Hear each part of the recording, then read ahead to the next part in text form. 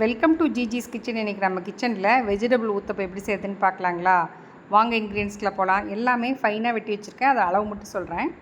3 பெரிய வெங்காயம், 5 beans, 1 carrot, தக்காளி மட்டும் உள்ளே இருக்கிற சதையை எடுத்துகிட்டு வெட்டி வச்சுருக்கேன். 2 பச்சை மிளகாய், 2 இனுக்கு கருவேப்பிலை, கொத்தமல்லி தழை தேவைக்கேற்ப. வாங்க எப்படி செய்யுதுன்னு பார்க்கலாம். இப்போ ஸ்டவ் ஆன் பண்ணி தோசைக்கல் வச்சுருக்கேன். கல் காஞ்சிருச்சு. லைட்டாக அடியில் எண்ணெய் தடவிட்டு ஒரு புளிக்கரண்டி மாவு எடுத்து ஊற்றி நல்லா அகலப்படுத்திட்டு, இப்போ நம்ம வெட்டி வச்சு இந்த வெங்காயம் இதெல்லாம் இருக்குது இல்லைங்களா, அது எல்லாத்துலேயும் எல்லாம் கொஞ்சம் கொஞ்சம் எடுத்து போட்டு என்ன பண்ணுறோம், மறுபடியும் எண்ணெய் ஊற்றிட்டு அப்படியே கொஞ்சம் தோசை கரண்டியில் அப்படியே தட்டி விட்றோம். அப்போ தான் வெங்காயம்லாம் வெளியே உதிராமல் இருக்கும். ஒரு நிமிஷம் வேகட்டும், அப்புறம் பார்க்கலாம். இப்போ நல்லா ஒரு நிமிஷம் வெந்துருச்சு. இப்போ அடுத்த பக்கம் திருப்பி போட்டுக்கலாம்.